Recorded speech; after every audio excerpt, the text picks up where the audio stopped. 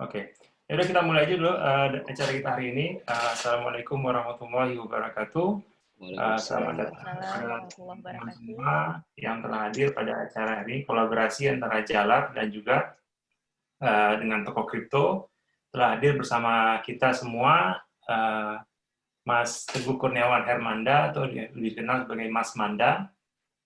Beliau ini adalah CEO dari Toko Kripto, sebuah startup crypto exchange di Indonesia. Sebuah menarik sekali menurut saya karena alasan saya mengundang Toko Kripto ini untuk hadir karena saya melihat aset kripto ini merupakan sebuah aset masa depan ya. Jadi merupakan sebuah ada peluang untuk orang-orang untuk belajar dan untuk mengenal apa sih aset kripto dan segala macam, dan tidak ada orang yang lebih tepat untuk memberikan edukasi Challenge-nya dan sharing dari teman-teman semuanya.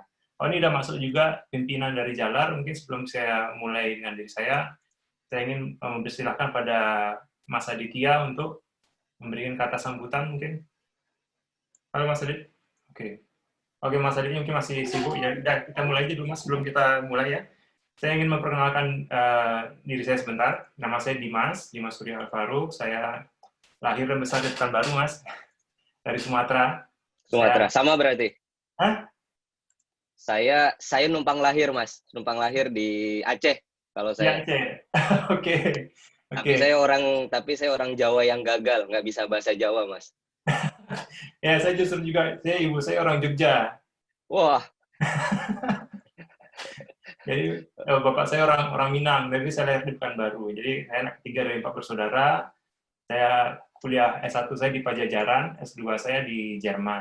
Terus saya dari 2005 saya tinggal di Jerman, dan saat ini saya di Jalar ini menjabat sebagai Head of Economics dan Digitalization Studies karena saya tertarik sama dua topik yang menurut saya itu sekarang ini sangat relevan ya, itu masalah ekonomi dan masalah digital gitu. Kita suatu bidang yang kayaknya akan bertabrakan di masa depan gitu, karena apalagi dengan masa pandemi ini tidak bisa dihindari lagi masalah digitalisasi dan masalah makroekonomi gitu. Itu kira-kira dari saya, Mas. Kalau dari Mas Manda sendiri, boleh mungkin ceritakan belakang sedikit, latar belakangnya bagaimana gitu, dari mana, berapa, kemudian gimana baik. gitu. Ya. Baik, terima kasih Mas Dimas. Assalamualaikum warahmatullahi wabarakatuh. Mungkin ada yang selamat siang atau ada yang kalau Mas Dimas, kalau di Jerman udah waktu kapan ini Mas Dimas? Sekarang siang, jam 11.49. Selamat siang, kalau di Jakarta itu udah sore. Perkenalkan, saya Manda. Karena sekarang belum malam di Jakarta, manggilnya sebenarnya Teguh, Mas. Tapi kalau udah menjelang malam itu manggilnya bisa Manda. Ya, terima kasih sekali lagi. Tadi mungkin kalau saya boleh membenarkan, saya sekarang di Toko Kripto sebagai operation, jadi sebagai Chief Operation Officer di Toko Kripto. Saya udah dari awal gitu, semenjak perusahaan ini ada berdiri, saya join di Toko Kripto seperti itu. Nah, saya anak pertama dari 2 bersaudara. Tadi saya bilang, jadi saya itu pemuda Jawa kelahiran Sumatera, ya. Pemuda Jawa kelahiran Sumatera, mulai dari lahir sampai dengan tsunami saya ngerasakan di Aceh, dan saya kuliah S1 di UI di Software Engineer. Kemudian setelah melanjutkan Business Valuation di Ekonomi di UGM. Jadi kalau tadi Mas Dimas ngomong tentang sebenarnya bukan bertabrakan kali Mas, perpaduan antara ekonomi dan teknologi gitu. Nah, alhamdulillah ada di diri saya. Jadi basic saya adalah software engineer gitu. Saya yang buat coding dulunya, sempat awal buat coding, tapi kemudian saya ngerasa saya harus cepat insaf gitu, karena saya nggak bisa jadi programmer terus. Nah, kemudian saya melanjutkan di studi saya di ekonomi, khususnya di business valuation. Jadi, alhamdulillah saya mengcombine antara dua hal tersebut, dan ya cukup menarik bagi saya untuk bisa menjalankan operasional berhubungan dengan industri as a teknologi juga, dan juga sebagai ekonomi. Kurang lebih mungkin kayak gitu. Kedepannya mungkin saya bisa bergabung di grup ini, ya Jalar untuk di internasionalnya, karena memang masih ada keinginan saya pengen sekolah lagi terus terang. Kemarin udah lihat-lihat S3 di luar di Pennsylvania, cuman masih belum lah, masih mau ngerintis karir dulu di Jakarta. Wah, luar biasa. Terima kasih Mas Wanda atas introduction-nya. Itu menurut saya menarik sekali ya. S1 software engineer, kedua business valuation. Itu latar belakang yang unik ya. Jadi apa yang mendasari memilih ke business valuation sebenarnya? Jadi gini, di awal saya tertarik soal IT, saya rasa common ya di 2000 early 2000 lah, 2003 gitu, 2004, terus kemudian saya tertarik untuk mempelajari tentang teknologi ya kan, apa istilahnya dulu masih main game aja tapi kemudian pengen belajar bisa buat game gitu. Nah, terus berjalannya waktu, yang saya bilang tadi begitu lulus saya ngerasa bahwa passion saya nggak di engineer-nya gitu, bukan sebagai as a tech team-nya gitu, tapi saya pengen explore di bisnisnya gitu, apa yang kemudian bisa lebih dikembangkan dari sisi teknologinya. Dan berjalannya waktu saya merasa bahwa saya pengen belajar sesuatu hal yang berbeda gitu. Jadi saat itu fokus saya business valuation itu adalah bagaimana saya bisa menilai sebuah startup secara fair value yang ada di Indonesia. Karena saat itu saya itu di 2013, 2012, 2013 kan Indonesia lagi hype nih dengan startup ya. Walaupun saat itu masih banyak yang skeptis apa sih sebenarnya startup, bagaimana nanti pertumbuhannya dan seterusnya gitu.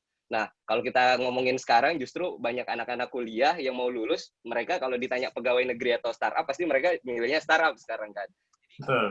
Jadi hal-hal kayak gitu yang kemudian menarik saya untuk kemudian saya belajar lebih banyak lagi tentang penilaian bisnis terutama di startup. Jadi tesis saya ngambil di penilaian startup dan itu satu-satunya yang ada di Indonesia yang saya tahu sampai sekarang. Wah, luar biasa. Jadi ya makanya kenapa saya pengen sebenarnya lanjut untuk S3 dan adanya di Pennsylvania karena di Universitas Pennsylvania mereka itu langsung study case-nya di Silicon Valley ya. Karena kita tahu bahwa kiblat dari startup itu adanya di Silicon Valley. Jadi saya coba searching tapi ya mungkin belum sekarang. Mudah-mudahan doakan, tapi minat untuk belajar itu selalu ada sih. Pengen belajar terus sih. Ya, belajarlah sih membantu untuk jaringan-jaringan di Amerika kita banyak, juga banyak di seluruh dunia kita banyak. Nice. Kebetulan sini sudah hadir dari Ketua Jalar, Mas Ahmad Aditya. Beliau adalah alumni dari Belanda. Mungkin Mas Aditya ingin memberikan sambutan dulu kepada Mas Manda, Mas Teguh, kalau masih siang. Kalau Dit? Masih mute, kayaknya Mas Adit masih mute ya. Ya udah saya ask to unmute. Oke, sambil menunggu Mas Adit, ya saya ingin jelasin sedikit Jalar ini. Apa sih Jalar ini? Sebuah jaringan alumni luar negeri. Jadi kita tuh sebenarnya dibentuknya udah 2 tahun yang lalu. Cuman karena pandemi, sebelum pandemi kita masih agak bisa dibilang nggak terlalu aktif lah ya. Tapi kemudian ketika awal-awal Maret, semua orang work from home, WFH, jadi kita mulai aktif dan kita mulai mengundang banyak hal. Jadi siapa sih orang-orang yang Jalar? Ternyata mereka tuh yang pernah keluar di luar negeri, dan mereka sudah kembali ke Indonesia atau masih di luar negeri gitu. Jadi ada yang kerja di pemerintahan, di Dikti seperti Mas Wawan di sini ada juga yang kerja di Unilever. Mas Adi itu kerja di Unilever, manajer di Unilever. Ada juga anggota Jalar yang kerja sebagai manajer di BMW di Jerman, gitu. Dia ditugaskan di Shanghai gitu. Jadi macam-macam. Jadi ada PNS, ada dosen dan segala macam. Dan kita semua membuat organisasi Jalarnya gimana caranya agar kita bisa memberikan kontribusi positif pada negara gitu kan. Karena rasanya kan kalau kita udah kuliah di luar negeri kita punya perspektif berbeda gitu tentang Indonesia, pengen membuat Indonesia lebih baik lagi. Jadi kira-kira begitu. Ini Mas Adit udah hancur. Mas Adit, kata sambutan? Sebenarnya bukan kata sambutan ya, kesannya kayak pejabat ngasih sambutan. Udah nggak masanya lagi nih. Silakan Pak, mohon petunjuk.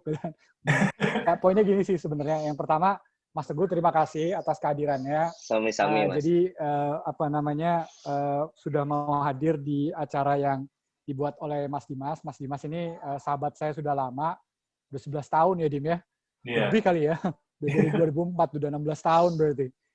Sahabat saya sudah lama dan beliau ini termasuk orang yang menurut saya luar biasa karena pengen terus belajar. Jadi saya berterima kasih Mas Teguh mau berbagi ilmu bersama-sama dengan kita semua di sini. Dan harapannya sih ke depan ada hal-hal lain Mas yang bisa juga kita buat bersama-sama. Insya Allah. Jalar ini organisasi yang baru, umurnya baru 2 tahun. Anggotanya baru sekitar 1.000 orang yang ada di dalam beberapa kelompok-kelompok grup yang kita buat. Secara kegiatan kita juga masih sangat terbatas di forum-forum webinar, Zoom. Kebetulan juga ada satu program yang dipimpin oleh salah satu teman kita, Dr. Elvira Tanjung. Dia memberikan beasiswa untuk anak-anak di seluruh pelosok Indonesia gitu. Dari anggota-anggota Jalar yang bersedia menjadi donatur. Mungkin ke depan ada hal yang bisa kita kerjasamakan dengan toko kripto, kami very much open. Karena yang menarik dari Jalar ini adalah networking-nya gitu. Karena teman-teman kita ini ada di berbagai macam profesi, Mas. Mulai dari yang jadi staf khusus menteri, staf khusus presiden, sampai menjadi, yaitu yang Dimas bilang, manajer BMW di luar negeri, kemudian jadi peneliti di luar negeri. Jadi secara networking Jalar ini sangat kuat gitu. Nah, itu yang mungkin jadi potensi kerjasama yang bisa kita bangun ke depan dengan toko kripto. Jadi sekali lagi terima kasih buat Mas Teguh, Dimas, dan juga teman-teman yang hadir di acara hari ini. Terima kasih Mas Adit atas sambutannya. Oke, kita masuk ke acara berikutnya, mungkin dari Mas Teguh sendiri ya. Jadi kita mungkin Mas Teguh mau share screen. Boleh. Untuk mulai presentasi tentang aset kripto dan juga peluang membangun crypto exchange di Indonesia. Terima kasih. Silakan Mas. Baik. Terima kasih Mas Dimas. Terima kasih Mas Aditya untuk kesempatannya. Jadi sekali lagi bahwa tujuan kita adalah untuk bisa tukar pikiran, sharing apa yang kemudian saya mungkin tahu lebih sedikit gitu, nanti menjadi manfaat, dan dalam hal ini saya very open kalau misalnya Bapak Ibu ada masukan dan kemudian ada ide yang sama-sama kita bisa saling tukar pikiran. Oke, perkenalkan dulu sebelumnya saya tadi udah secara pribadi, dan sekarang saya memperkenalkan perusahaan atau startup yang kami lagi running, itu namanya Toko Kripto. Toko Kripto adalah salah satu pedagang aset, pedagang fisik aset kripto yang ada di Indonesia. Jadi sesuai aturan bahwa sekarang di Indonesia kita tidak boleh lagi menyebutnya sebagai cryptocurrency, tetapi kita menyebutnya sebagai aset kripto atau kemudian kripto aset. Jadi di sini kita ngangkat tema tentang peluang aset kripto dan crypto exchange di Indonesia. Nah, latar belakang Toko Kripto kurang lebih hampir sama umur kita dengan Jalar, 2 tahun plus gitu. Tapi alhamdulillah kami di awal tahun ini mendapatkan investasi dari Binance. Binance itu adalah the biggest crypto exchange global gitu. Kita dipercaya, dan ini bagi kami merupakan salah satu opportunity bagi teman-teman industri kripto aset lainnya yang ada di Indonesia, bahwa Indonesia itu sudah proven punya market yang baik, ya kan. Terus kemudian juga punya satu environment yang baik gitu, ekosistem yang baik, aturan yang jelas. Nah, itu kan membuat si pelaku atau pebisnis itu menjadi lebih lebih confirm bahwa mereka akan operation soal bisnis dia di Indonesia. Nah, kemudian saya menjelaskan diri saya tadi, walaupun sudah sepintas saya jelaskan. Saya Teguh Kurniawan Harmanda, Bapak Ibu bisa panggil Teguh, bisa panggil Manda. Itu email saya dan itu nomor HP saya. Kapanpun insya Allah saya bisa balas selagi memang standby. Pendidikan saya tadi saya udah menyebutkan, saya di UI di software engineer gitu, terus kemudian saya melanjutkan di business valuation di UGM, masih lokal, mudah-mudahan bisa mengikuti jejak Bapak Ibu Mas, bisa masuk dalam organisasinya gitu. Pengalaman saya bekerja lebih dari 8 tahun, sebenarnya bisa terhitung 10 tahun ya, ini belum diupdate gitu. Saya pernah bekerja di startup Finland gitu. Saya dipercaya untuk memegang market di Indonesia sebagai market feedback saat itu di Indonesia. Si startup ini berasal dari Finlandia, dari Helsinki, and then kemudian startup ini berjalannya waktu diakuisisi oleh Facebook. Nah, waktu diakuisisi Facebook, kebetulan 3 bulan sebelum akuisisi saya keluar. Jadi saya nggak ikut round dari akuisisi Facebook. Jadi ada beberapa teman saya yang kemudian sekarang masuk di Facebook Singapura. Tapi balik lagi, jalan hidup itu beda-beda. Harus dinikmatin, harus dinikmatin. Sekarang saya dipercaya memimpin 2 organisasi yang berhubungan dengan yang pertama itu saya menjalankan fungsi dan tugas saya sebagai asosiasi perdagangan aset kripto di Indonesia. Jadi ini adalah asosiasi yang baru dan kita harapin ini menjadi perpanjangan tangan dari pemerintah Indonesia untuk bisa menghandle tentang industri aset kripto di Indonesia. Terus kemudian yang kedua, fungsi dan tugas saya menjadi ketua di komite aset kripto di bawah ICDX. Jadi ICDX ini adalah salah satu bursa komoditi gitu yang ada di Indonesia. Kurang lebih seperti itu. Saya percepat sedikit saya gitu. Saya tidak hanya ada untuk menjalankan bisnis, tapi kami ingin bagaimana persis kayak Mas Dimas tadi bilang menjadi pendamping dari pemerintah untuk kemudian kita punya kontribusi yang baik terhadap negeri ini gitu. Nah, caranya adalah kami menjalankan hal-hal yang kami ketahui dari luar gitu, dari industri yang udah ada di luar yang lebih mature, terus kemudian kami adaptasi di Indonesia gitu. Nah, setelah itu kemudian hal-hal itu kami advocate ke pemerintah untuk kemudian kita bisa mengikuti hal-hal baik tersebut. Jadi saya beberapa kali diundang oleh PPATK, terus kemudian oleh Mabes Polri, alhamdulillah, tapi diundangnya dalam hal yang baik, bukan pemeriksaan. Terus kemudian kemarin ada event, salah satu event paling besar, yaitu eventnya BCA. Jadi BCA itu buat satu event yang berhubungan dengan blockchain teknologi, jadi SA teknologinya. Saya juga diundang di Hong Kong, jadi saya pembicara di Hong Kong mewakili Indonesia. Jadi saya adalah satu-satunya pembicara dari Indonesia untuk menjelaskan tentang ekosistem blockchain di Indonesia. Jadi kurang lebih audiensnya ini kurang lebih sekitar 1.800 orang saat itu di Hong Kong tahun lalu 2019. Kurang lebih itu apa yang pencapaian atau yang kita jalanin. Insya Allah juga dalam minggu depan gitu hari Kamis saya diundang Bank Indonesia. Hari Kamis besok Bank Indonesia dan PPATK untuk bisa menjadi narasumber dalam penyampaian tentang update dari industri aset kripto yang ada di Indonesia. Kurang lebih seperti itu. Itu kurang lebih dari saya. Mudah-mudahan nggak ada yang bertanya, nanti aja kita bertanya. Next, saya lanjut pada hal yang kemudian kita akan mulai diskusikan. Kita ngomongin tentang aset kripto, maka sebenarnya itu tidak lepas dari yang namanya Bitcoin sebenarnya. Jadi justru di Indonesia gitu, orang lebih tahu dulu yang namanya Bitcoin daripada cryptocurrency saat itu ya. Nah, berkembangnya Bitcoin itu dimulai dari 2008. Nah, 2008 kita tahu semua, Bapak Ibu, Mas di sini juga udah merasakan bahwa kita itu masuk ke dalam salah satu financial crisis ya saat itu ya, yang ada di Amerika. Nah, apa yang kemudian menjadi ketakutan itu sebenarnya bukan pada si financial crisisnya, tapi bagaimana act atau kemudian cara dari pemerintah tersebut untuk bisa menyelesaikan dari krisis tersebut. Nah, hal ini yang kemudian tidak terjadi di Amerika saat itu. Kita tahu bahwa Amerika melakukan pencetakan duit sebanyak-banyaknya. Hasilnya apa? Terjadi inflasi saat itu, 2008. Nah, kemudian apa yang terjadi? Saat itu ada sekelompok orang gitu. Saya nggak bilang kalau misalnya ada yang baca bahwa Bitcoin itu diciptakan oleh Satoshi Nakamoto gitu, atau kemudian ada pihak-pihak yang lain, saya agak tidak berani untuk menyampaikan karena sampai saat ini juga informasinya nggak valid gitu. Tapi yang saya bisa sampaikan bahwa saat itu di Amerika ada sekelompok orang yang mereka merasa kecewa terhadap yang namanya centralized system atau kemudian pihak pemerintah atau kemudian bank sentral yang mereka melakukan tindakan yang tanpa mengajak orang atau masyarakat berperan serta di dalam menyelesaikan masalah tersebut.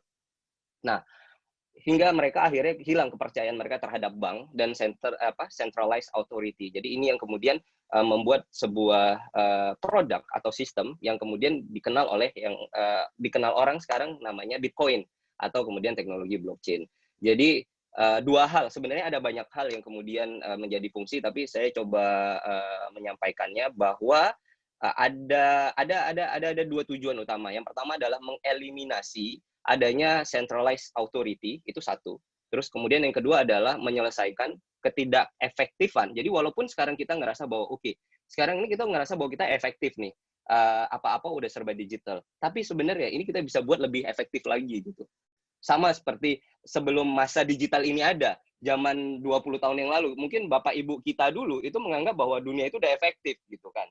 Udah ada telepon udah ada telepon kabel yang sebelumnya nggak ada, yang terus kemudian udah ada faksimil yang sebelumnya nggak ada. Tapi kemudian begitu masa kita, itu udah ada yang namanya handphone, udah ada yang namanya email, itu kita anggap lebih efektif. Tapi sebenarnya dengan adanya teknologi blockchain, itu kita bisa buat lebih efektif lagi.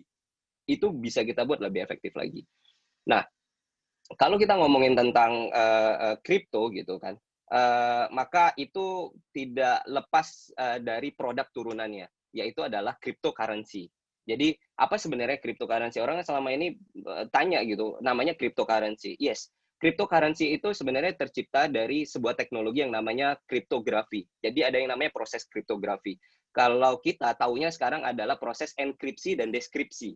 Jadi ketika ada sebuah data yang ingin saya kirimkan, maka saya akan encrypt data tersebut, kemudian saya kirimkan ke orang lain. Nah, ternyata proses encrypt dan descript itu masih ada hole-nya.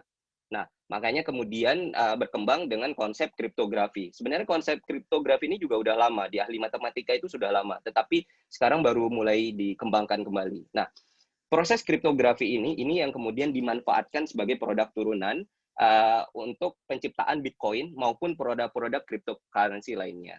Nah, ada dua manfaat juga dari cryptocurrency ini. Yang pertama, sebagai teknologi, dia kegunaannya bisa melakukan distribusi secara langsung gitu. Jadi decentralized ledger. Jadi kalau kita ngomongin soal centralized, maka kita sebenarnya ngomongin tentang sebuah data yang disimpan di sebuah database satu gitu. Kalaupun ada backup, itu masih diasumsikan sebagai centralized database. Tapi kalau yang kita maksud di sini adalah database yang kemudian dicatat untuk masing-masing party atau kemudian pihak yang bertanggung jawab terhadap data tersebut gitu. Kemudian yang kedua adalah sistemnya itu sudah menggunakan peer-to-peer, jadi tidak lagi adanya middleman. Nanti setelah slide ini saya akan menunjukkan apa sih yang dimaksud eliminasi dari middleman itu tadi. Kemudian, nah definisi dari blockchain. Jadi kalau tadi saya ngomongin tentang cryptocurrency ya, nah sekarang saya ngomongin blockchainnya sedikit. Saya ngomongin tentang blockchainnya, tapi ini nggak terlalu dalam. Jadi blockchain itu adalah distribute. Jadi sebuah sistem yang digunakan untuk mendistribusi data gitu, di mana data itu tadi sifatnya immutable, transparan, auditable, traceable. Jadi seketika data itu masuk, maka data itu akan tersimpan selamanya dan itu tidak bisa dihapus. Karena apa? Data itu akan terdistribusi oleh ke banyak database kecil lainnya lah, bahasanya seperti itu. Tapi kalau misalnya sekarang, ketika ada data satu yang disimpan di sebuah database terpusat gitu, dan ada hak akses sebuah admin gitu, administrator yang bisa mengakses, maka data itu bisa diubah sekarang, ya kan? Nah itu yang kemudian disebutkan centralized gitu. Tapi kalau misalnya decentralized, ketika data satu dirubah, maka data yang lain masih ada simpanannya nih, gitu. Dan untuk merubah itu tidak gampang. Jadi untuk merubah itu harus ada 50% plus 1, baru kemudian data itu dirubah. Sedangkan sekarang pencatatannya di blockchain, di salah satu jaringan blockchain yang namanya Ethereum, itu sekarang kurang lebih servernya atau database yang disimpan itu hampir mendekati 20.000 server.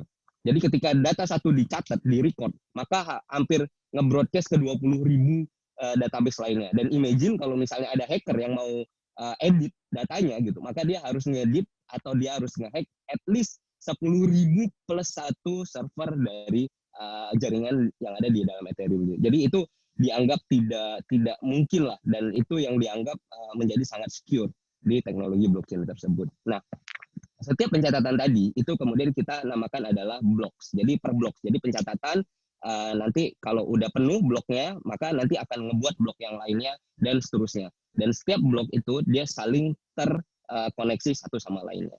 Kurang lebih seperti itu. Nah, berjalannya waktu, saya bicara tentang Bitcoin. Berjalannya waktu, Bitcoin ini dianggap sebagai reliable storage of value. Jadi bahwa nilai Bitcoin semakin lama semakin naik gitu.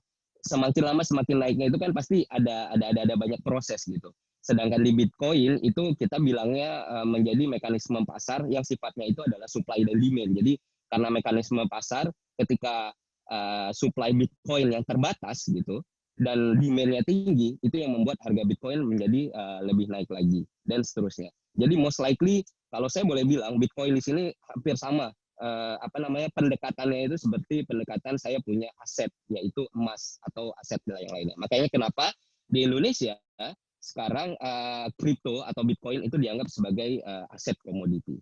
Kurang lebih seperti itu. Saya bisa lanjut. Nah, secara garis besar, Mas Dimas dan Bapak Ibu semuanya, jangan berasumsikan bahwa Bitcoin itu satu-satunya jenis kripto. Enggak. Jadi jenis kripto itu secara garis besar itu ada 3. Bitcoin itu masuk ke dalam jenis yang namanya utility token. Jadi kalau dilihat dari fungsinya, bahwa token yang beredar saat ini itu ada 3 jenis. Yang pertama adalah utility token, yang kedua adalah asset backed token, dan yang ketiga adalah security token. Bedanya apa? Bahwa utility token itu adalah token yang kemudian bekerja berdasarkan dari teknologi yang mereka miliki. Jadi contoh kayak Bitcoin, Ethereum gitu. Nah, token-token tersebut itu bekerja, baik itu nilainya naik atau turun, itu berdasarkan fungsi dari teknologi yang mereka punya, kayak gitu. Nah, kalau asset backed token itu biasanya token yang dibuat berbanding dengan aset tertentu. Contoh, saya ingin buat satu token, value-nya adalah 1 gram emas. Itu bisa.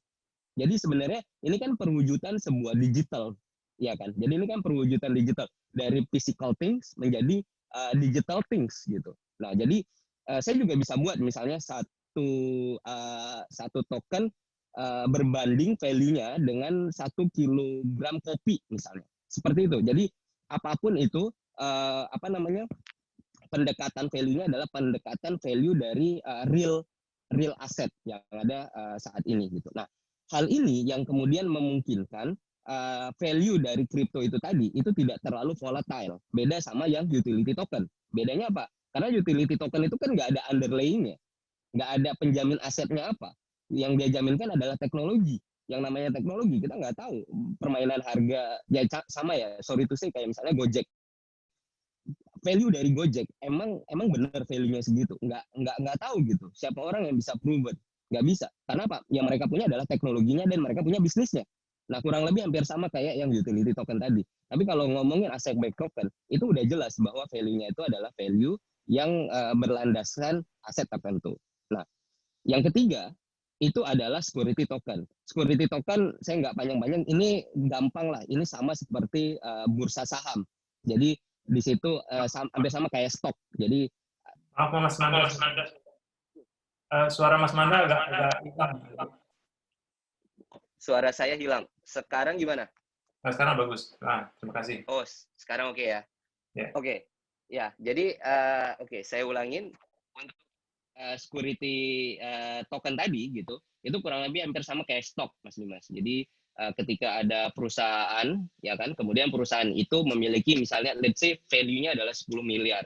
Maka dari value 10 miliar itu dia akan menerbitkan token di mana value dari token itu berbanding dengan 10 miliar. Jadi most likely itu hampir sama lah kayak stock exchange lah. Nah, itu kurang lebih 3 karakteristik kripto yang ada di global gitu. Jadi jangan digeneralisasi gitu bahwa oh itu Bitcoin ya gitu, hanya Bitcoin enggak, tapi ada tipe-tipenya seperti itu. Next. Ini yang kemudian saya sebut sebagai removal of middleman. Nah, mungkin ini bisa menjadi satu inspirasi ya untuk Bapak Ibu yang ada di luar atau tinggal di luar, bagaimana bisa mengirimkan uang gitu yang mungkin sekarang pakai remittance, tapi sebenarnya kita bisa buat lebih efektif lagi. Jadi kalau yang sekarang saya cukup yakin lah pasti Bapak Ibu di sini udah lebih sering untuk bisa mentransfer uang dari Indonesia keluar atau sebaliknya gitu. Nah, itu kan pasti biayanya nggak murah. Selain biaya tidak murah, juga dari segi waktunya juga nggak cepat gitu. Terus kemudian apa yang kemudian bisa di-solve, apa yang kemudian bisa dilakukan oleh kripto gitu, atau kemudian teknologi blockchain. Seperti yang saya bilang tadi, bahwa seseorang itu bisa melakukannya secara peer-to-peer. Jadi ketika saya langsung mengirimkan ke Mas Dimas yang ada di Jerman. Nah, saya kirimnya dalam bentuk apa? Saya mengirimnya dalam bentuk kripto di sininya. Tetapi dari sini, saya punya rupiah, dari rupiah saya mengubah menjadi bentuk kripto. Dari kripto saya kirim ke Mas Dimas yang ada di manapun itu, entah di Jerman dimanapun. Nah, dari Mas Dimas di setiap negara sekarang orang sudah bisa melakukan transaksi atau trading kripto. Di Jerman mestinya ada crypto exchange, tapi saya belum explore gitu. Tapi pastinya ada di sana di Jerman. Nah, dari kripto yang diterima Mas Dimas, instantly itu bisa dijual dan Mas Dimas langsung tuker menjadi fiat money yang berlaku di negara tersebut dan seterusnya. Nah, adanya kemudian pihak di sini mereka melakukan pencatatan saja. Mereka melakukan pencatatan saja. Mungkin gampangnya seperti ini. Saya akan coba putarin satu video gitu. Video ini bukan saya yang buat, tapi yang buat BBC. Mungkin Bapak Ibu ada yang pernah lihat. Mas Dimas sudah pernah nonton? Nah, mungkin belum ya. Coba putarin ya. When you want to buy something normally using your normal bank card, this is what happens. I give my card details to the shop. The shop asks the bank if I'm good for the money. The bank checks its records to see if I've got enough in my account. If I do, it lets the shop know. It updates its records to show the movement of money from my account to the shops. Oh, it takes a little bit. Now, if you wanted to remove the bank from that system, who else would you trust to keep those records and not alter them or cheat in any way? I wouldn't trust you. I wouldn't trust you. In fact, I wouldn't trust any single person, but I might trust everyone. The idea is you don't have a central record of transactions. Instead, you distribute many, many copies of this ledger around the world. Each owner of each copy records every transaction. So, to buy something using cryptocurrency, I give the shop my details. The shop asks all the bookkeepers if I'm good for the money. The bookkeepers all check their records to see if I have enough. If I do, they tell the shop, and then all update their records to show the movement of money. So there's no way that a forged transaction can make it in. If I try to alter a ledger, it won't match all of the other copies.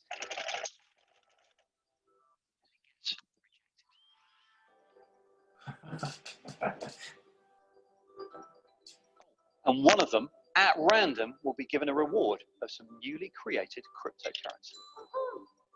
This is how cryptocurrencies work. And remember, all of these bookkeepers, all of these ledgers, they're not actually people, they're computers. Lots of computers.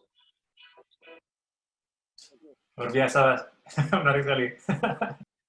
Mungkin di durasi 2 menit tengah tadi itu lebih jelas gitu. Jadi kalau saya mungkin boleh mengulang sedikit ke belakang, yang tadi lah ya, yang saya maksud pencatatan dari si kriptonya, bahwa yang di sini tadi yang mereka bertindak sebagai pencatat tadi, Mas Dimas. Nah, ketika mereka mencatat, maka ada reward yang mereka dapatkan. Tapi reward itu tidak lebih besar daripada yang ada di bank, ya kan? Karena apa? Mereka kan ada operasional, pasti beban kos mereka tinggi banget gitu. Ya kan? Beban kos mereka pasti tinggi sekali. Beda sama yang di sini. Nah, ini mereka mencatat gitu, dan setiap pencatatan bagi yang memang mereka lebih cepat mencatat, maka mereka akan dapat reward. Kurang lebih kayak gitu. Jadi video tadi bukan saya yang buat, jadi sama sekali saya tidak persuade. Itu yang buat adalah BBC, ya kan? Kalau mau komplain, itu komplainnya. Tapi kita cukup bisa menyatakan bahwa sekarang orang banyak gitu, itu udah punya intensi lebih jauh lagi terhadap kripto ini tadi gitu. Jadi tinggal bagaimana kita bisa meresponnya baik, apakah kemudian kita meresponnya secara baik atau kemudian kita memanfaatkan ke hal-hal yang tidak baik, kan seperti itu. Oke, saya bisa selanjutnya.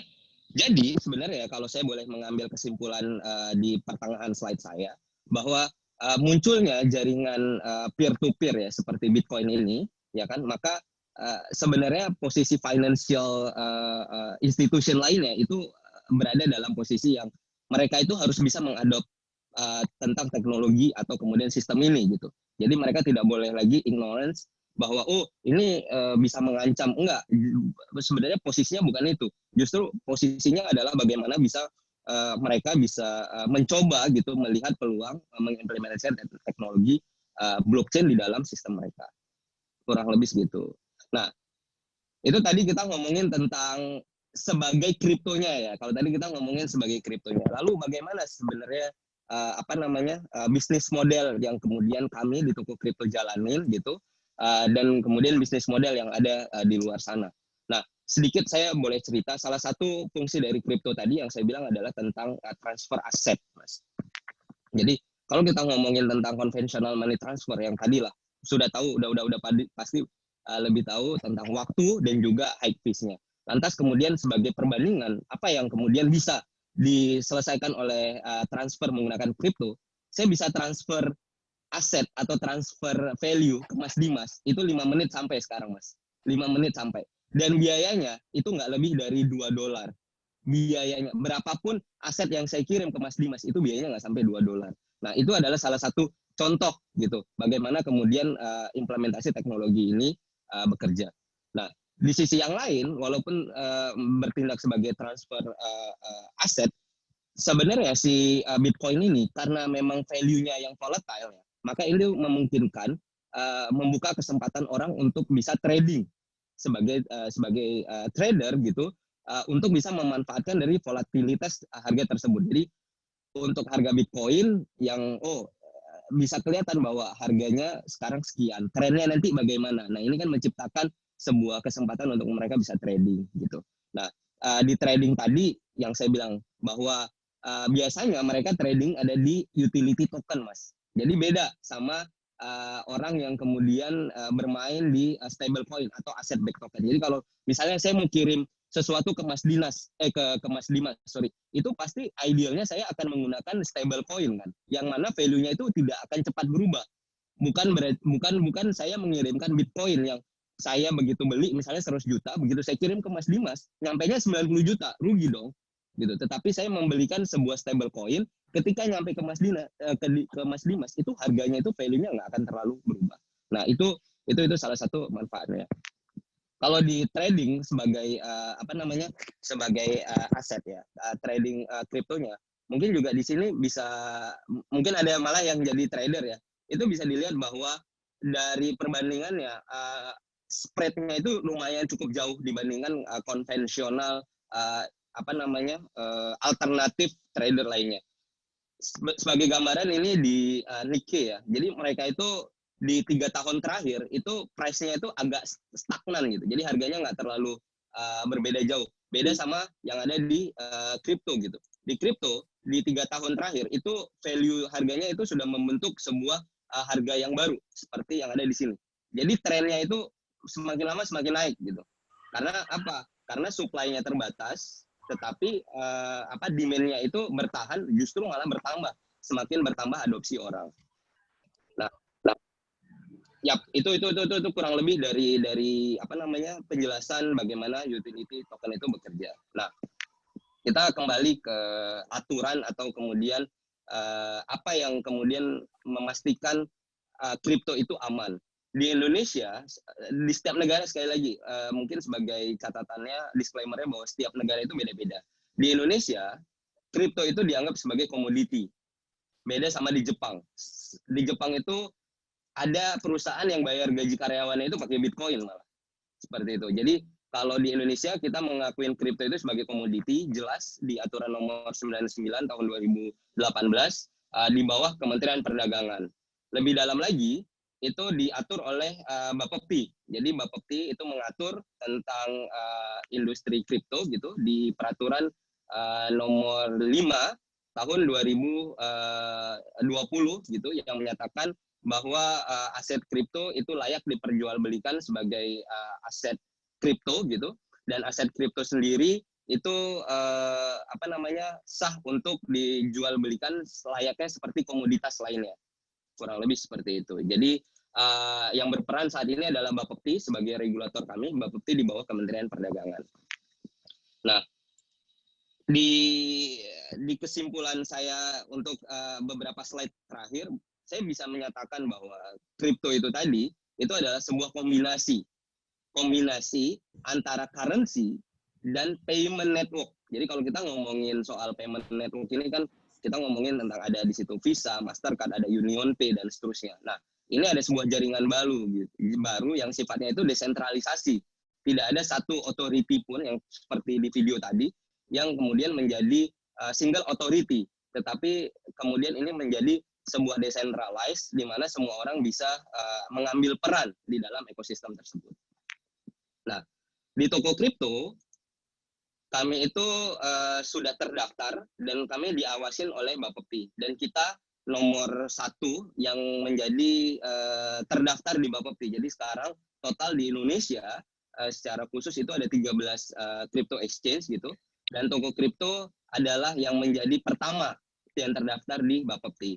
Selain itu kita juga comply dengan aturan dari PPATK karena memang industri ini agak rawan, makanya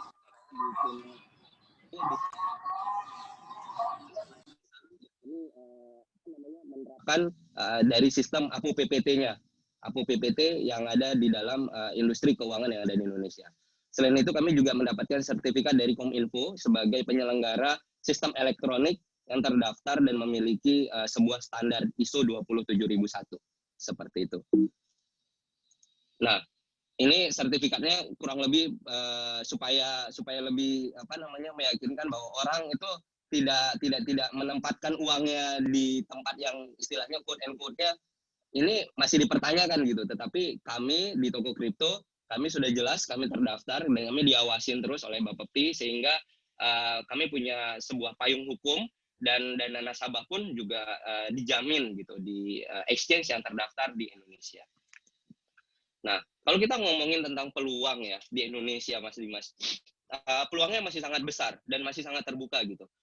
Kita menyadarin bahwa Indonesia itu yang paling banyak memiliki unicorn di Asia Tenggara. Jadi kita itu paling banyak punya unicorn di Asia Tenggara. Ya, di situ ada Gojek, Tokopedia dan lain-lain di antara negara yang lain gitu. Terus kemudian kita juga sedang menghadapi dari era ekonomi global di tahun 2028. Indonesia juga saat ini menjadi perekonomian yang terbesar di Asia Tenggara, kita juga udah tahu bersama, dan pertumbuhan ekonomi kita itu dibandingkan beberapa negara lainnya itu cukup mengesankan ya, semenjak financial crisis yang paling besar di tahun 90-an saat itu. Nah, dilihat dari demografi masing-masing masyarakat yang ada di Indonesia, ternyata ini datanya bukan saya yang buat, tapi yang buat adalah Google dan Temasek ya, di Oktober tahun lalu, bahwa di Indonesia itu yang orang udah mendapatkan akses perbankan, fasilitas perbankan itu baru 42 juta orang dewasa dibandingkan total populasi kita ini kan 270 juta jiwa sekarang, kurang lebih hampir 270 juta jiwa. Nah, ternyata yang underbanknya dan yang unbankable-nya itu jauh lebih tinggi. Jadi kalau misalnya dilihat dari statistik itu unbankable, which is orang yang dia udah punya rekening gitu, tetapi dia masih belum tahu tentang fasilitas keuangan lainnya, contoh kayak pinjam meminjam, dia juga nggak tahu bagaimana dia bisa misalnya deposito dan seterusnya. Nah, itu masih cukup tinggi. Dan yang underbankable, jadi yang mereka yang sama sekali belum tersentuh akses perbankan, dia nggak punya rekening bank segala macam, itu melebihi dari orang yang punya rekening bank. Jadi di sini saya mendapatkan data sekitar 47 juta orang yang masih underbankable. Nah, konsep yang kemudian salah satu yang dibawa dari tadi, apa sih sebenarnya desentralisasi gitu yang saya bilang. Kalau tadi kita ngomongin sebagai teknologinya yang sifatnya decentralized, maka sekarang yang lagi berkembang lagi adalah decentralized finance. Jadi bagaimana orang-orang tadi yang tidak mendapatkan akses perbankan di centralized system, maka mereka bisa mendapatkan akses bagaimana mereka bisa menabung, bagaimana mereka bisa meminjam uang, deposito dan seterusnya, itu dengan menggunakan kripto, Mas. Sekarang sudah lazim. Jadi orang yang punya kripto itu dia bisa pinjam kripto lainnya gitu, atau kemudian dia bisa pinjam uang fiat seperti itu, atau kemudian dia bisa mendapatkan keuntungan dengan cara deposito. Jadi bahasanya itu deposito, tapi kalau di kripto itu kita kenalnya namanya staking. Jadi decentralized finance yang pertama itu siapa saja bisa dapat mengaksesnya. Terus kemudian yang kedua, karena sistem ekonomi yang terbuka di jaringan blockchain itu memungkinkan orang dari manapun untuk bisa masuk ke dalam ekosistem decentralized finance. Karena memang sifatnya decentralized, tadi saya bilang bahwa pencatatannya pun immutable gitu. Jadi tidak mungkin tergantikan. Jadi ketika ada pencatatan terjadi, maka data itu tidak bisa dirubah. Karena sempat ada kejadian di salah satu bank BUMN yang ada di Indonesia ya, bahwa ketika pagi hari kedapatan bahwa saldonya itu ada yang berubah gitu. Jadi itu ada satu BUMN beberapa tahun yang lalu, mungkin bapak-bapak di sini juga ngerasain yang punya saldonya. Nah, itu kalau mereka bilang adanya maintenance gitu. Nah, kalau di jaringan blockchain itu tidak ada yang namanya maintenance. Semuanya selalu up dan prosesnya itu real time gitu. Jadi tidak ada delay, tidak ada tidak ada maintenance dan seterusnya. Nah, selain itu juga bahwa di decentralized finance itu biayanya itu sangat minim dibandingkan yang centralized. Karena apa? Tadi alasan-alasannya sudah coba saya jabarkan di slide-slide yang awal ya. Bahwa kalau di decentralized itu cukup hanya orang saja yang kemudian mereka mengauthorize tanpa perlu punya kantor gitu kan, atau tanpa perlu beban operasional yang besar dan seterusnya. Nah, kenapa toko kripto? Jadi sedikit mungkin kalau saya boleh menggambarkan, kami di toko kripto itu kita pertama di backup sama exchange yang paling besar di dunia saat ini, yaitu Binance gitu. Dan kita itu yang paling traceable karena kita memang diawasin oleh regulator. Kita punya customer support karena ini bagian dari regulatory compliance gitu. Jadi ini mungkin kurang lebih hampir sama lah dengan beberapa exchange yang lainnya. Tapi karena memang kami di awal untuk bisa menginisialisasi aturan ini tadi, maka kami bisa lebih leading untuk bisa mendapatkan comply ataupun compliance dari Indonesia regulation. Terus di toko kripto kita juga membuat fee-nya sangat murah. Tujuan kita apa? Bahwa orang itu bisa mencoba dulu gitu tentang sistem ekonomi terbuka sekarang. Sehingga ketika mereka paham, mereka mengerti, experience-nya mereka dapat, maka mereka bisa melakukannya dengan cara lebih baik lagi. Komunitas kami cukup besar gitu, yang ada di Bapepti, kami juga terdaftar dan diawasin. Sekali lagi bahwa kami ingin orang ya itu mencoba gitu, experience bagaimana mereka bisa mencoba kripto sebagai salah satu alternatif investasi mereka. Karena begini, kalau kita ngomongin bursa efek Indonesia gitu ya, di Indonesia pun penetrasinya belakangan memang cukup agresif gitu, tapi beberapa tahun sebelumnya itu pertumbuhannya agak lamban. Jadi kalau saya boleh membandingkan jumlah orang yang terdaftar di industri kripto, Mas Dimas, itu sekarang ya, detik ini, itu jauh lebih tinggi daripada orang yang terdaftar di bursa efek Indonesia. Karena apa? Ada beberapa alasan. Yang pertama, untuk mendaftar di crypto exchange, mereka tidak perlu datang ke toko kripto untuk kemudian mendaftar. Semuanya itu tanpa berhubungan langsung gitu ya.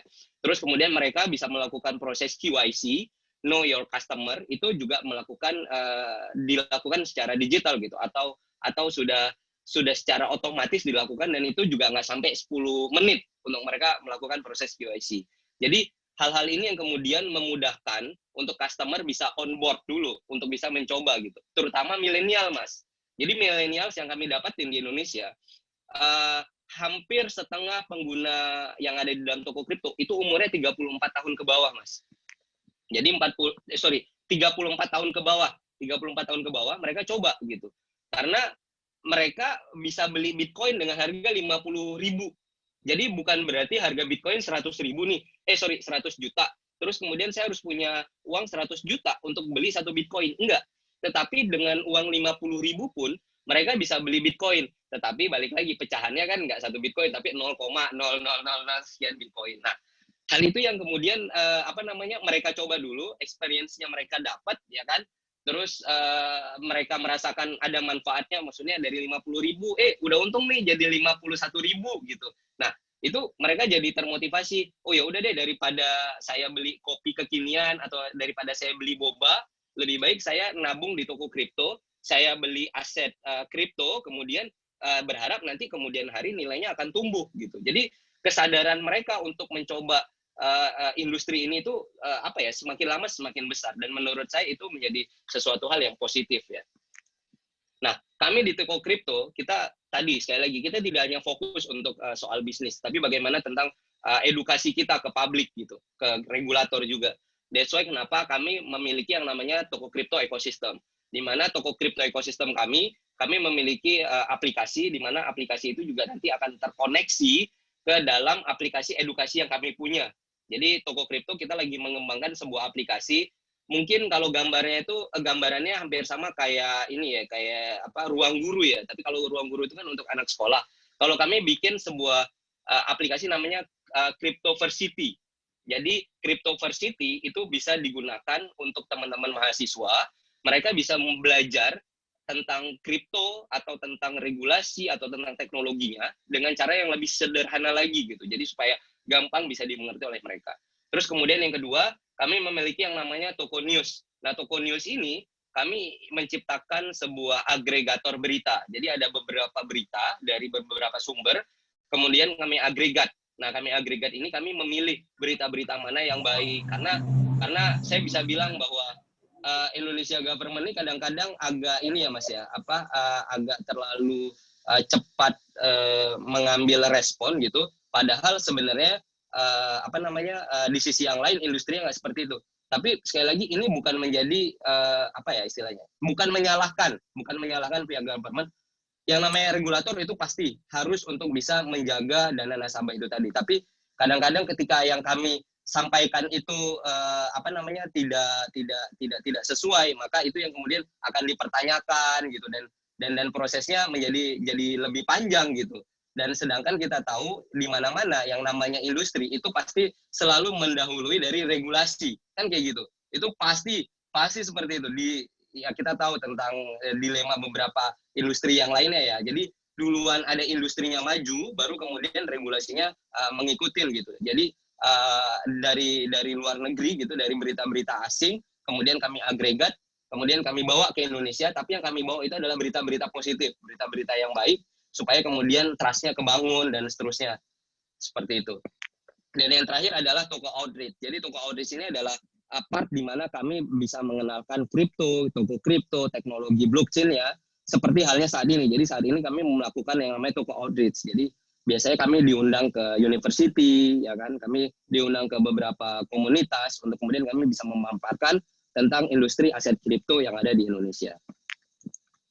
Nah, apa yang kemudian bisa dilakukan di bisnisnya? Jadi kalau dari tadi di judulnya itu adalah opportunity terhadap bisnis ini gitu, servicesnya.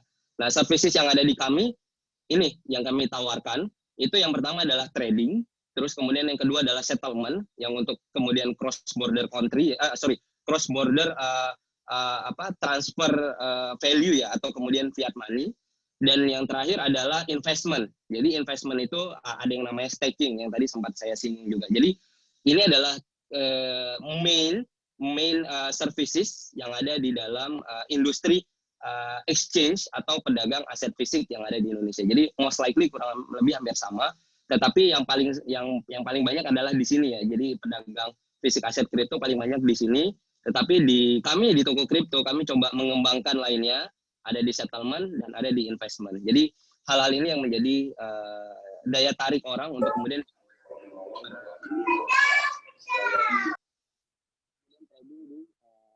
Toko Kripto. Next slide-nya. Nah, ini yang saya bilang tadi, Mas Dimas.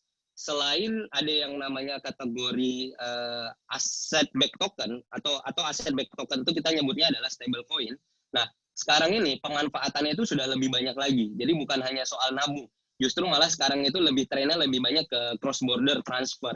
Jadi ada satu, nggak hanya satu, ada beberapa aset kripto yang kemudian mereka itu berbanding dengan fiat. Jadi ada yang namanya BUSD. BUSD ini adalah Binance USD, atau ada lagi yang namanya USDT.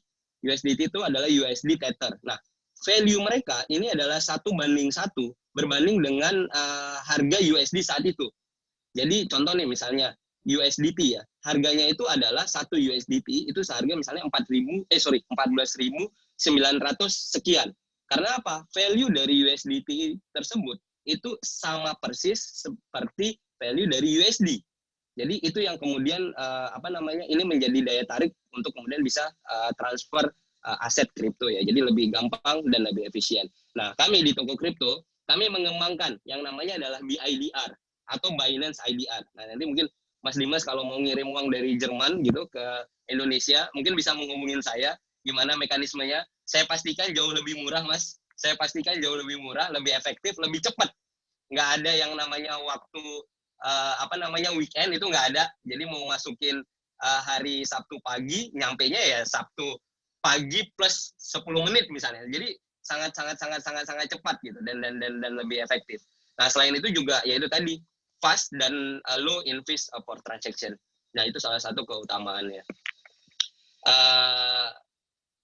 Ya, kami juga di toko kripto sebagai penyedia aset kripto, kita ngelihat bahwa kayaknya butuh juga nih toko kripto kalau punya token sendiri gitu. Nah, sekarang kami lagi develop sebuah toko token namanya. Toko token ini kami harapkan sebagai DeFi atau Decentralized Finance, di mana ini bisa menjadi alternatif orang untuk bisa menabung atau kemudian deposito, tetapi interestnya cukup besar dibandingkan suku bunga pada umumnya. Jadi kalau misalnya kita ngomongin soal suku bunga dari ORI ya, Obligasi Republik Indonesia, mungkin kurang lebih sekitar 5 atau sampai 7% gitu. Tetapi kalau di toko token itu setahun itu bisa sampai 20 sampai 30% per year. Jadi itu sudah ada mekanismenya yang kemudian kami sudah menghitung lah untuk hal itu dimungkinkan dan itu memang sudah proven di beberapa token-token lainnya yang ada secara global.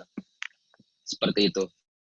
Nah, ya ini referral, jadi kami lagi ada program. Jadi kebetulan mungkin kalau siapa yang tertarik, Bapak Ibu, mungkin Mas Dimas juga, sekalian saya boleh satu slide ini promosi, karena setelah ini udah habis gitu. Jadi kami lagi ada referral yang lagi masif banget. Ketika orang yang daftar sekarang atau kemudian melakukan referral ke temannya, itu akan mendapatkan 75 toko token. Jadi toko token ini kita akan generate di akhir bulan ini, Oktober atau awal November, yang kita ekspektasikannya adalah satu tokennya itu seharga dengan 10.000 rupiah. Jadi satu token equals 10.000 rupiah dan itu value-nya akan meningkat setiap tahunnya. Dan seperti itu. Oke, dari saya cukup Mas Dimas. Mungkin kita lebih asik untuk diskusi supaya ada interaksi dua arah. Instagram kami di toko kripto nggak ada nama yang aneh-aneh gitu, cukup toko kripto saja. Bisa cek ada update apa yang kira-kira berhubungan dengan teknologi atau berhubungan dengan aset kripto di Indonesia. Seperti itu. Terima kasih, Mas. Terima kasih, Mas Teguh. Itu udah maghrib sekarang, jadi Mas Manda nih sekarang udah maghrib.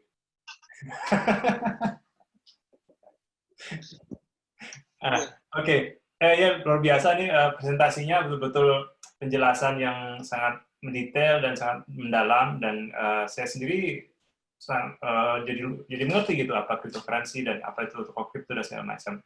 Saya harap teman-teman lain juga berpikir begitu. Jadi untuk sesi berikut ini saya ingin mengajukan beberapa pertanyaan yang muncul di chat box. Selain itu saya juga punya banyak ratusan pertanyaan, Mas, yang bisa kita share sama-sama ya. Mungkin dari chat dulu kali ya. Jadi kita mulai dari chat dulu, dari Mas Iksan. Mas Iksan ini bertanya, untuk aset token berarti harus ada underlying aset fisiknya. Bagaimana memvalidasi bahwa aset tersebut real pada saat aset token tersebut berkembang sangat cepat? Siapa yang memvalidasi, dan bagi calon pembeli token, bagaimana melihat underlying aset tersebut sebanding dengan nilai aset token itu tersendiri? Nah, kira-kira gimana tuh Mas Manda? Mas Teguh?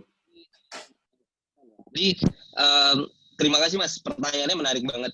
Tapi tadi saya coba balik ke slide saya yang tadi gitu.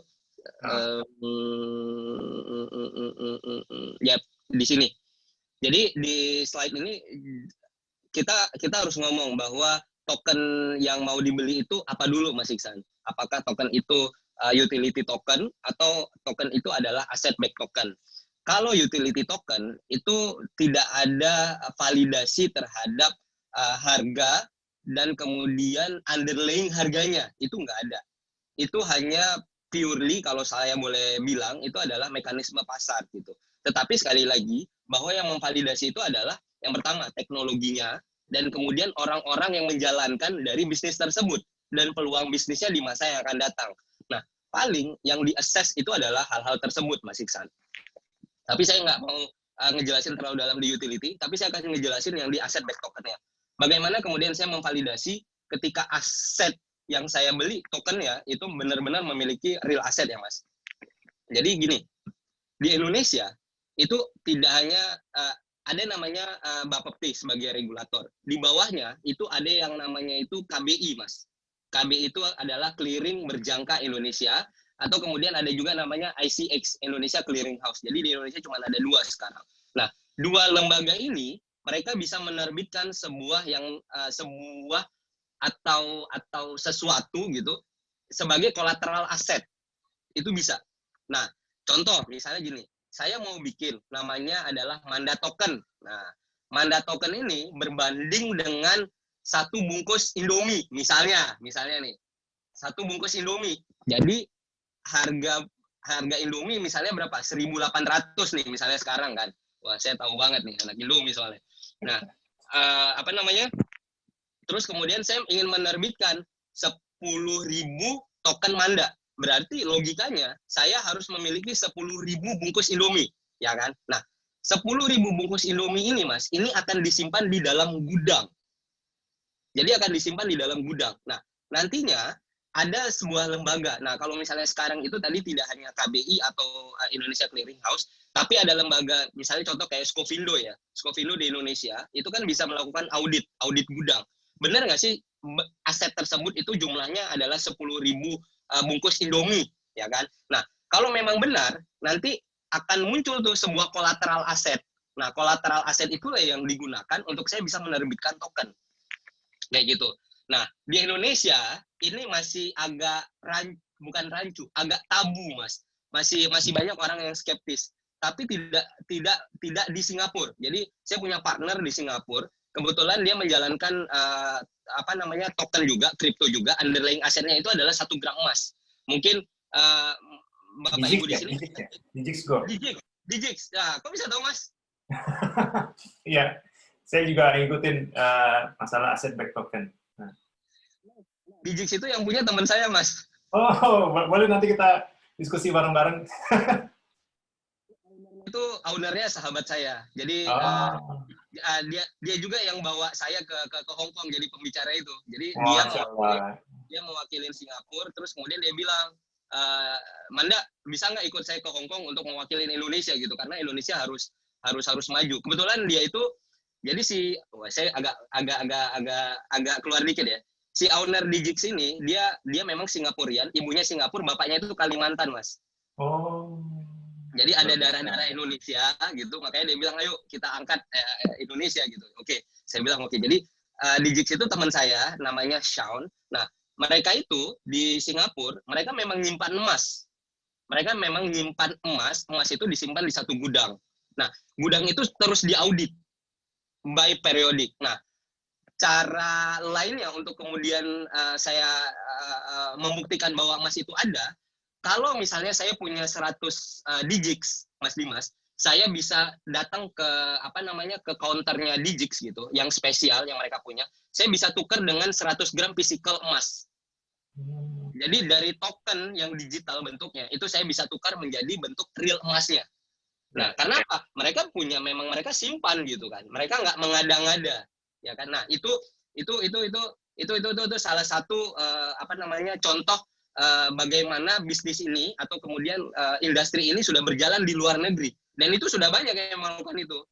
Nah, kita di Indonesia kan masih belum nih gitu. Padahal sebenarnya Indonesia Singapura itu cuma 1 jam 20 menit kan.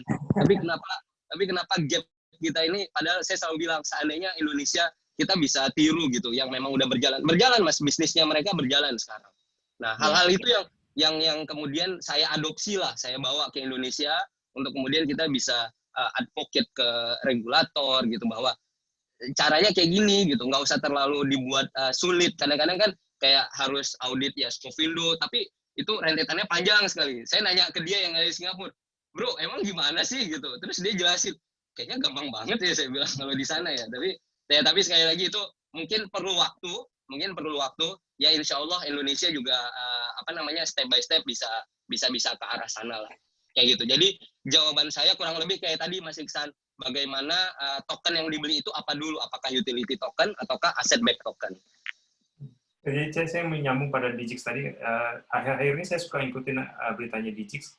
Mereka banyak muncul satu keraguan bahwa sebenarnya mereka tuh kekurangan liquidity gitu. Rasionya tidak 1:1, dan itu bagaimana merespon itu kalau misalnya Mas Manda itu kenal baik sama sahabat itu, apakah betul-betul one-to-one ratio mereka punya gitu? Karena saya lihat baca-baca di Reddit atau saya baca di Medium segala macam, banyak muncul masalah sekarang di Digix ini dari segi ini. Jadi jawaban karena saya kenal dia apa enggak nih? Ini agak susah nih soalnya. Oke, mungkin kita simpan dulu ya. Kita lanjut ke pertanyaan yang berikutnya dari orang lain ya. Mas Andre Sidarta bertanya, apabila satu pihak atau golongan atau kartel memiliki atau menguasai sebagian besar koin yang beredar dari total koin yang ada, apakah bisa sangat riskan jadi koin gorengan? Mereka bisa mengendalikan supply dan demand. Nah, itu pertanyaannya gimana? Wah, memang luar biasa semua pertanyaannya. Gini Mas, ahli semua nih. Semua dan saya sudah prediksi bahwa pertanyaannya sedalam itu, bahwa hal itu tersebut memungkinkan. Jadi gini, di kripto gitu, itu ada beberapa level Mas, ada beberapa level. Jadi ada yang orang punya 1 Bitcoin itu dianggap sebagai apa ya, istilahnya kayak udang ya, kayak shrimp, jadi kecil, jadi udang kecil. Nah nanti ada tahapannya, ada yang seperti saya lupa, ada seperti shark. Ya kan, sampai yang terakhir itu adalah yang whales-nya, yang whales-nya yang paling banyak tuh yang megang kendali itu. Itu mungkin Mas, itu sangat mungkin. Tetapi sekarang berjalannya waktu, untuk token-token yang baru diterbitkan itu tidak lagi menjadi menarik saat ini. Jadi ketika misalnya gini, saya sebagai penerbit ya, kreator gitu. Nah, saya harus mendeklar bahwa ketika saya menerbitkan sebuah token, bisnis plan saya apa-apa aja. Terus kemudian porsi token itu dialokasikan kemana-mana saja. Mungkin kurang lebih hampir sama kalau saya mau IPO, itu perlu ada prospektus ya. Jadi harus ada prospektus. Kalau di kripto itu namanya white paper. Nah, di white paper itu saya menuangkan semuanya di situ. Sehingga orang yang menjadi investor awal ataupun orang yang kemudian menjadi investor selanjutnya, itu dia bisa tahu rencana bisnis dari si token tersebut gitu. Jadi bukan membeli token dalam karung yang karena harganya naik misalnya sampai 200%, terus kemudian saya beli. Mungkin itu iya di 2 tahun yang lalu. Nah, berjalan sekarang orang udah semakin cerdas untuk memilih mana token yang memang punya kegunaan gitu, dan mana token yang memang dia benar-benar menjalankan fungsinya dengan baik dan benar gitu. Nah, kalau yang tadi disampaikan pertanyaan yang tadi, saya rasa kalau sekarang itu nggak ada Mas orang yang memegang, maksudnya sebagai si ini ya kreator atau issuer ya, mereka memegang lebih dari 50%. Karena apa? Karena ada yang namanya lock up period. Jadi ketika saya menerbitkan by system, saya akan programming bahwa oke, 1 tahun itu tokennya hanya ada sekian supply-nya, ya kan? Nah, supply-nya itu digunakan untuk saya jual ke publik misalnya 70%, kemudian digunakan untuk pengembangan itu porsi misalnya 15%, 15% laginya itu biasanya digunakan untuk cadangan. Seperti itu. Nah, nanti di 2 tahun selanjutnya itu lock up periodnya akan dibuka lagi gitu. Tinggal berapa persen supply secara keseluruhannya. Jadi saya rasa untuk token yang sekarang itu agak susah untuk kemudian mereka bisa memainkan harga ya. Tetapi untuk token-token yang lama gitu, yang mereka memang punya persediaan token yang besar, itu mungkin untuk mereka bisa main, Mas. Itu sih jawaban saya sih. Oke. Ya memang betul sih, sekarang memang lebih susah kan. Itu kan sama dengan 50% plus 1 gitu kan. Kalau kita punya koin kita bisa handle semuanya, dan rata-rata memang ya dari segi Bitcoin sendiri si Satoshi itu yang paling besar, yang paling banyak Bitcoin dia punya gitu kan, tapi dia lock up sendiri, dia nggak pernah pakai gitu. Jadi betul-betul sekali gitu. Oke, pertanyaan berikutnya dari Mas Gabriel ini, dia tanya, Pak, konsekuensi dari 3 bentuk kriptografi tadi apa ya? Yang dari bentuk teknologi, aset, dan security tadi gitu. Terima kasih. Mungkin maksudnya tadi utility token, terus aset back token, dan security token, maksudnya konsekuensi dari 3 bentuk kriptografi itu gimana bentuknya? Kira-kira begitu. Ini saya juga kurang jelas sama mungkin bentuk dari mungkin maksudnya ini adalah perbedaan udah jelas tadi dijelaskan. Kalau misalnya teknologi aset utility itu dipakai untuk hal-hal yang sehari-hari pembayaran gitu kan. Kalau aset back token dia bisa dipakai untuk ya yang tadi aset dijelaskan oleh Mas Manda tadi, dan security itu bisa dipakai untuk tokenization. Kalau misalnya kita beli propertinya bisa kita pecah-pecah valuation-nya dan dalam bentuk token, dan seorang bisa memiliki part of the building gitu ya, part of the property gitu, dan dalam bentuk token gitu yang masa depan bisa dijual. Mungkin itu maksud dari kriptografinya gitu ya. Oke, kira kalau misalnya belum jelas dari Mas Gabriel, mungkin bisa nanya lagi langsung. Dari Mas Budi, ini tadi bertanya, DeFi akan menjadi next wave untuk blockchain. Bagaimana langkah-langkah implementasi DeFi di Indonesia untuk toko kripto khususnya? Oke, saya itu saya nanti yang di BI itu diundang untuk bisa membicarakan tentang stablecoin, Mas. Jadi saya minta. Jadi, digital currency dari BI, luar biasa. Nah, saya mungkin saya share sedikit ya undangannya ya, karena bagi saya nih saya terus terang sangat senang gitu. Akhirnya persuasi kami ke BI itu berjalan baik gitu, dan akhirnya mereka merespon dengan baik. Nah, jadi ini undangannya. Mereka meminta kami sebagai narasumber dengan hari Kamis besok gitu. Saya sendiri itu membicarakan ini topiknya, cryptocurrency dan stablecoin as commodity. Luar biasa. Jadi respon yang baik, berharap kita di Indonesia punya CBDC ya, jadi Central Bank Digital Currency. Berharap. Jadi insya Allah hari masalah digital currency buat central bank gitu ya, banyak. Betul. Karena kan gini, ini kan masih dikaji ya, sekali lagi masih dikaji plus minusnya gitu. Bagaimana kemudian memang hal ini sangat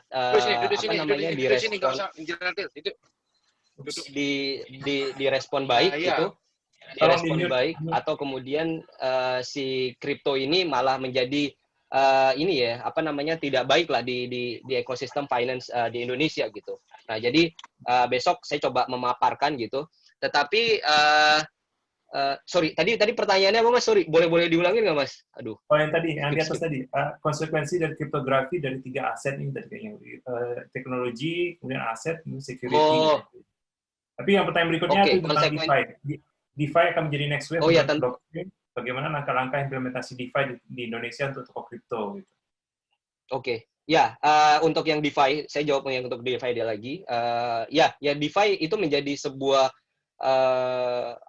sesuatu hal yang sangat ideal untuk menjadi pembuktian terhadap kripto yang ada di Indonesia gitu. Maksudnya eksistensi kripto di Indonesia. Jadi bukan hanya sebagai alat untuk spekulasi, ya kan? Karena kalau kita ngomongin soal cryptocurrency gitu, atau kemudian kita ngomongin soal Bitcoin, maka ini konotasinya pasti agak nggak baik gitu. Entah itu sebagai tempat untuk money laundry, karena saya kemarin dipanggil Mabes itu untuk money laundry gitu kan. Terus kemudian potensi untuk melakukan transaksi yang suspicious transaction gitu. Jadi kita pengen bahwa DeFi ini menjadi sesuatu pembuktian ke Indonesia regulator ya. Tapi sekali lagi ini bukan hanya soal Indonesia, tetapi ini soal global. Karena di global itu DeFi itu sudah proven, Mas. Jadi di DeFi itu sudah berjalan dan sudah proven. Nah, tinggal bagaimana sekarang adopsinya yang ada di Indonesia. Kalau kami menilai bahwa dengan demografi yang saya bilang, masih banyak orang Indonesia yang belum tersentuh aspek keuangan kan, itu sangat ideal gitu. Itu sangat ideal. Makanya respon kami di toko kripto, kami membuat sebuah yang namanya toko token, di mana toko token ini akan menjadi kalau saya boleh bilang sekarang adalah menjadi the first DeFi token yang ada di Indonesia. Karena belum ada DeFi token, makanya kami bergerak cepat gitu untuk kemudian kita bisa launching segera gitu. Jadi DeFi ini menjadi alternatif orang untuk bisa mendapatkan akses atau fasilitas keuangan gitu. Yang kurang lebih hampir sama lah di konvensional bisnis lainnya. Kayak gitu, Mas Dimas. Oke. Mungkin pertanyaan berikutnya dari Mbak Galuh ini tanya, kendala terbesar dalam penetrasi pasar baik di Indonesia maupun dunia apa ya tentang kripto ini ya? Ya, terima kasih Mbak Galuh. Sebenarnya ada banyak banget ya. Saya sampai dapat pertanyaan blockchain itu binatang apa, Mas? Nah, itu pernah. Sungguh saya pernah dapat pertanyaan itu dari bapak-bapak. Memang bapak-bapak ya, saya maklumin lah. Karena bapak saya aja untuk saya jelaskan soal blockchain itu sampai 2 bulan itu baru akhirnya itu gitu. Nah, pertama tentang edukasi ya Mas ya, tentang edukasi atau awareness gitu. Nah, di kripto gitu, celakanya kalau saya boleh bilang celakanya orang lebih dulu mengenal kripto itu dari hal-hal yang kurang baik gitu. Yang saya bilang tadi, karena biasanya dipergunakan untuk suspicious transaction atau kemudian hal-hal yang lainnya. Dan itu sebenarnya bukan hanya Indonesia aja loh. Di US juga sama, di Amerika juga sama. Makanya ada yang namanya Silk Road Act kan, di mana Silk Road itu adalah satu jalan di mana di situ ada pedagang narkoba, pedagang senjata, dan mereka itu menerima Bitcoin dalam bentuk pembayaran. Nah, baru di situ booming tuh yang namanya Bitcoin gitu. Baru kemudian setelah untuk bayar narkoba, bayar senjata, baru kemudian di Amerika saat itu bisa bayar server. Jadi bayar server itu pakai Bitcoin. Jadi teman saya dulu di 2014 dia punya 4 Bitcoin karena dia nggak tahu untuk apa, dan dia nyewa server yang ada di US dan bisa accept Bitcoin, dia bayar servernya pakai Bitcoin saat itu. Jadi kan makin kesini kan makin bagus ya. Yang dulu memang konotasinya agak kurang bagus nih. Terus kemudian udah lumayan bagus ya kan. Nah sekarang kita buat benar-benar bagus. Nah jadi kurang lebih di Indonesia nanti kita berharap trennya itu seperti itu. Jadi di Indonesia ya juga tidak terlalu jelek-jelek amat lah. Tetapi memang ada konotasi saat itu kurang baik. Tetapi kalau kami melihat di toko kripto, trennya itu sudah semakin lebih baik lagi. Nah, apa yang menjadi kendala? Balik lagi Mbak, kendalanya itu adalah edukasi. Bagaimana cara penyampaiannya gitu kan. Terus kemudian yang paling penting adalah ini sih Mas sebenarnya. Kalau saya boleh curhat sedikit ya. Karena saya juga ada di dalam komite dan kita aktif untuk diskusi ke government. Indonesia ini tidak lepas dari MLM sebenarnya. Multi level marketing atau kemudian skema Ponzi. Ya kan? Nah, skema Ponzi ini untuk sebagian orang itu ideal untuk memanfaatkan kripto, Mas. Nah, inilah yang kemudian menjadi tren kurang menyenangkan. Karena apa? Capek-capek nih kita bangun kripto itu yang tadi saya bilang untuk settlement, untuk kemudian orang bisa nabung atau kemudian untuk trading dia sendiri kan. Tetapi kemudian ada orang di luar sana yang tidak bertanggung jawab, dia kemudian memanfaatkan teknologi blockchain dan kripto untuk dia bisa pull off fund dan kemudian dia menjalankan skema MLM atau Ponzi. Dan itu tidak satu atau dua. Itu tidak satu atau dua. Saya sama Bapopdi kita aktif untuk bisa update berita terus. Itu kita temukan at least ada lebih dari 10 Mas yang udah ada di Indonesia. Dan itu sudah ada beberapa beberapa nasabah yang melapor ke polisi. Sudah ada yang merasa tertipu gitu karena saya kok harus store 5 juta misalnya kan. Nanti dia bilang setiap bulan akan mendapatkan keuntungan fix 50%. Dia bilang kayak gitu. Padahal yang namanya kripto itu tidak ada yang namanya menawarkan fixed return. Itu nggak ada. Kalau udah menawarkan fixed return, confirm itu adalah consider ke scheme untuk Ponzi ataupun MLM. Itu sudah nggak benar aja. Itu udah nggak benar ya. Jadi hal-hal itu yang kemudian kami kerja keras gitu, bukan hanya untuk mengedukasi pasar yang masih lugu, tetapi kami juga lagi mengawasi adanya project-project yang tidak bertanggung jawab, yang bisa membuat nama industri ini menjadi tidak baik. Kayak gitu pasti. Ini jawaban tadi itu sekaligus menjawab pertanyaan selanjutnya nih, Mas Teguh ini luar biasa. Udah bisa menjawab selanjutnya. Oh, saya terus terang saya nggak ngelihat slide, saya nggak ngelihat pertanyaan ini. Jadi dari Cak Topo, dia ada Tazkiyah Institute, dia bertanya, terima kasih Mas Teguh share knowledge-nya. Saya pernah ditawari untuk beli koin seharga 5 juta, betul kan? Dengan terima kita hasil nilai 0,5% per hari. Oh iya, bisa diambil setelah diendap 1 bulan, dan setiap hari harus mining untuk menambah koin 0,5% agar bisa kumulasi bulan atau per tahun. Mas, saya bisa prediksi nama koinnya apa? Hah? Namanya saya malah mungkin Cash. ID Cash, ya. Saya sudah laporkan ke Bapepti untuk itu. Oh, ini berarti scam nih ya? Scam. Itu scam. Itu scam. Saya juga pas baca ini langsung 0,5% per hari, nggak mungkin. Berarti kan sebulan 15 berapa tuh? 15% per bulan. 15% per bulan berarti per tahun bisa sampai ratusan persen gitu kan? Yes. Nggak mungkin banget. Nah, dan itu saya sampai tahu mereka kalau nggak salah harus nyewa server 300.000 sebulan gitu, segala macem lah. Itu karena gini, saya punya teman yang juga exchange yang ada di Indonesia, mereka itu miner terbesar Ethereum di Indonesia. Dia itu terbesar miner Ethereum di Indonesia. Itu sahabat saya, dia punya satu pabrik, Mas. Jadi dia punya pabrik di Cakung. Itu pabriknya gede banget. Itu banyak banget lah. Itu udah luar biasa. Terus saya nanya kan dengan skema mining, karena memang dia udah ahli di situ. Ini mungkin nggak sih? Ini skema bro, udahlah. Itu udah banyak yang kayak gitu, dia bilang. Nah itu udah pasti nggak bener aja. Udah pasti nggak bener. Karena yang namanya sebagai miner, mereka pun nggak bisa prediksi gitu berapa token yang mereka bisa hasilkan setiap harinya kan. Ini kalau misalnya bisa dapat generate 0,5%, wah itu udah beda lagi cerita. Karena tingkat difficulty untuk token itu hashing rate-nya kan semakin banyak orang main ini semakin meningkat hashing rate-nya, kesulitan menangnya gitu. Exactly. Probability-nya harus dihitung tiap hari, dan itu per menit malah gitu. Betul. Betul, Mas. Nggak ada fix gitu. Oke, saya juga punya pertanyaan. Sebenarnya ada pertanyaan lagi tentang token tadi, bagaimana itu segala macam. Tapi mungkin bisa nanti Mas Manda, Mas Teguh share aja di linknya di mana bisa lihat nanti gitu kan di chat.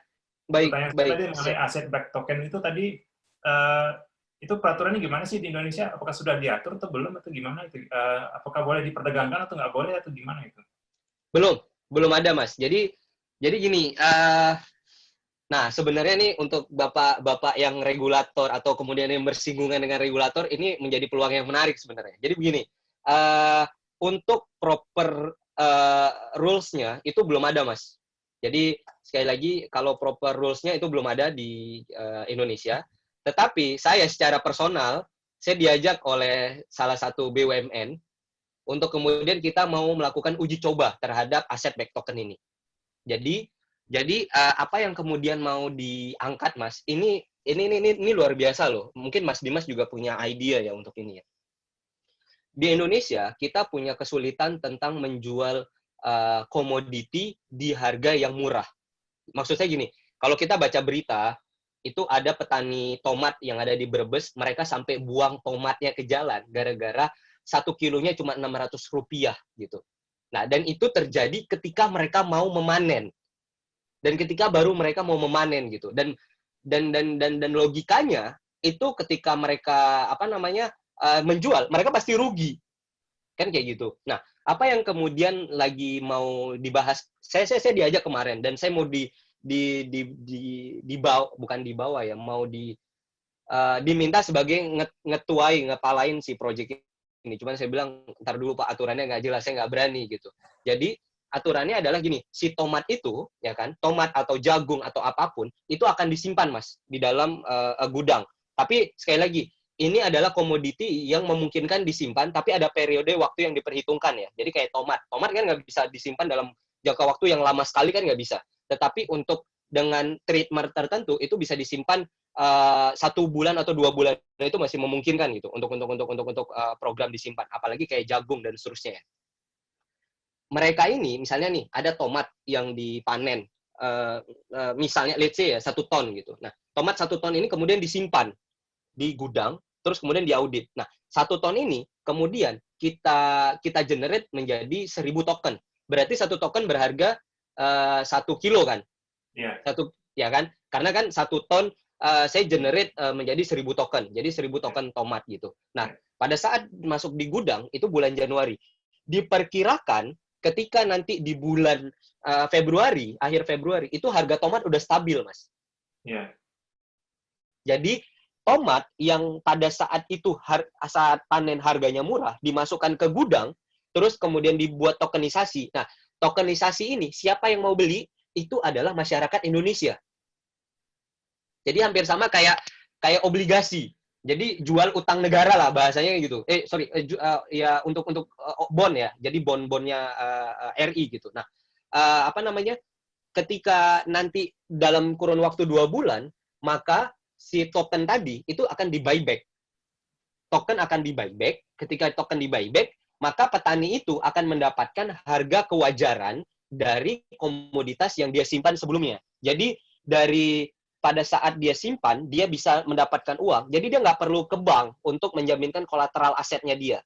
Jadi istilahnya kripto yang di sini yang saya maksud ini bertindak seperti bank. Dia nggak usah menjaminkan komoditasnya yang ada di dalam gudang, tetapi dia cukup generate sebuah token di mana token itu akan dipasarkan sebagai crowdfunding. Ketika dia dapat duit, maka dia bisa mulai bercocok tanam lagi kan. Dan pada akhir periode, misalnya Februari, itu kan program ya, itu bisa diatur. Nah, nanti semua tokennya itu di buyback, orang itu akan mendapatkan harga token sekaligus keuntungannya gitu, keuntungan harga komoditas saat itu, dan petani itu juga tetap bisa selalu memproduksi. Seperti itu. Jadi sebenarnya ini bagus banget untuk dijalankan, tetapi pertama payung hukumnya belum ada, saya nggak berani. Kemudian yang kedua, nggak tahu kenapa saya masih skeptis aja lah soal ini gitu.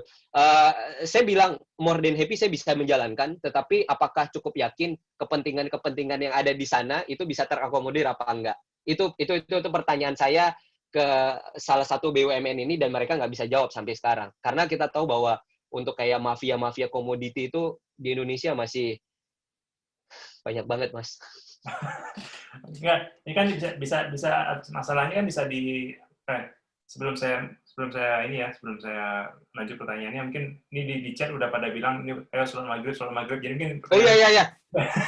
Jadi mungkin pertanyaan saya yang terakhir ya, dan juga 2 pertanyaan terakhir lah. Pertama, untuk konsep aset backed token ini kan bisa dipakai sebagai untuk jual komoditas lain ya, kayak kopi atau yang beli tahan lama gitu kan. Betul. Dan kita juga punya banyak di luar negeri itu kayak misalnya Tether Gold atau segala macam bisa dipakai untuk jualan gitu kan. Tapi karena hukumnya Indonesia belum jelas, belum ada yang menjalankan gitu Mas ya.